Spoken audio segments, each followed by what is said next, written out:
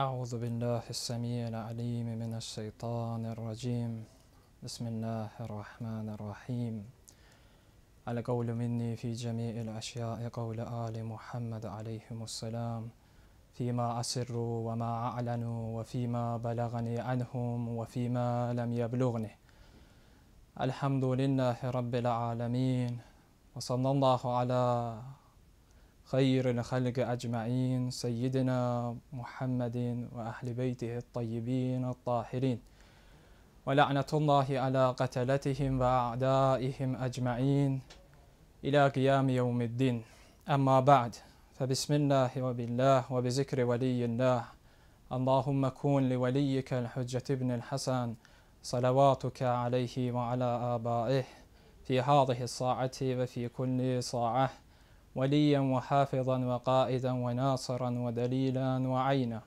حتى تسكنه أرضك توعا وتمتعه فيها طويلا برحمتك يا أرحم الراحمين اللهم عجل لوليك الفرج.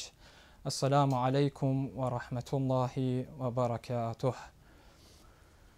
Başda zamanı imamı, veli-i əsr, İmamul İns vəl Can, İmam Məhdi Əcəlallahu Teala Fəracahu Şərif olmaqla bu gözəl mövlud münasibəti ilə təbrik ərz edirəm. Saniyən siz əziz möminlərə öz təbrikimi ərz edirəm.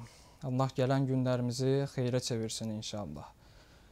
Mövzu Həzrəti Əbəlfəzl Abbas salavatullahi aleyh barəsindədir ki, bəzi şəxslər Mövlamız Həzrəti Abbas barəsində məsum deyil və yaxud onun isməti, ismət-i suğradır, yəni kiçik ismətdir və yaxud o mütəşərri, təşri edən, şəriət verən və yaxud qanunverici, yəni höccət deyil kimi iradlar gətirirlər.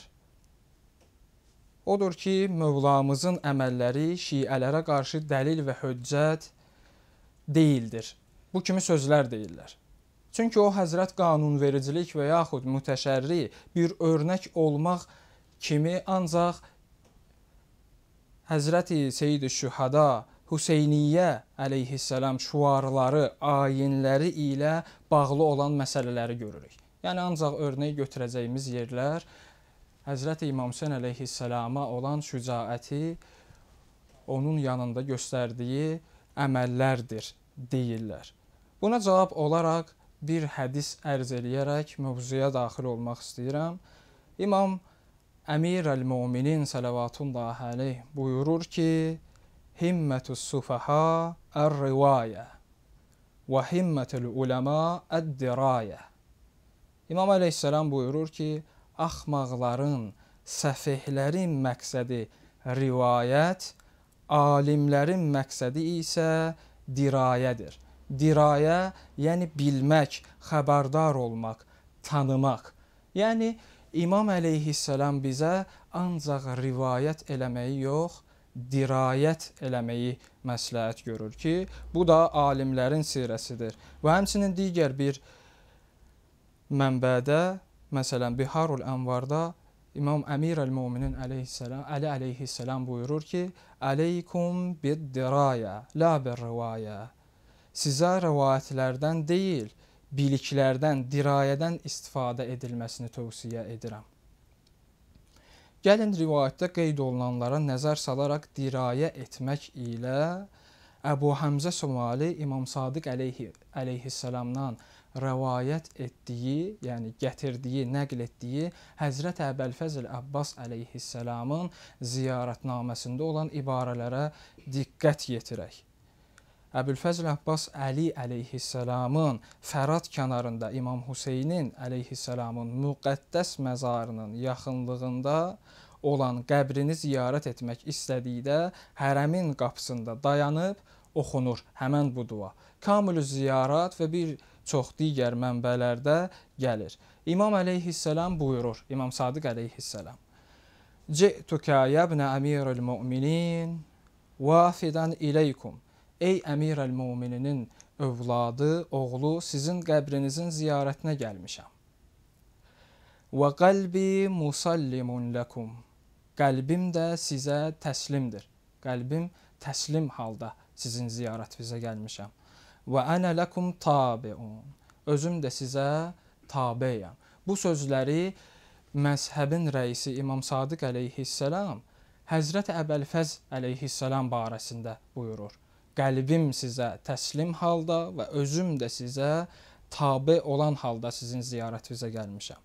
İmam Sadiq əleyhissalam qəlbim də sizə təslimdir ibarəsi sözü Həzrət Əbülfəzl Abbasın əleyhissalamın bütün söz və feillərini təsdiqləməyə təkid olan bir ibarədir. Bir növ İmam Sadiq əleyhissalam bu ibarələri işlətməklə qəlbim sizə təslimdir, yəni onun bütün əfalını, bütün feillərini, bütün sözlərini təsdiq elədiyi mənasına gəlir. Ənə ləkum tabiun. İmam Sadiq əleyhissalam bu ibarənin ki, qəlbi musallimun ləkum, qəlbim sizə təslimdir ibarəsindən sonra bu ibarəni qeyd edir ki, ənə ləkum tabiun.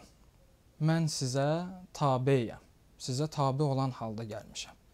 İkinci ibarədə tabeyliyin yalnız qəlbdən olması, yəni Kərbəlada şəhidlər ağası İmam Hüseyn əleyhissalama dəstək üçün göstərdiyi çıxışa, şücaətə və ona İmam Hüseyn əleyhissalama məhəbbət və sədaqətli olmasına görə deyildir.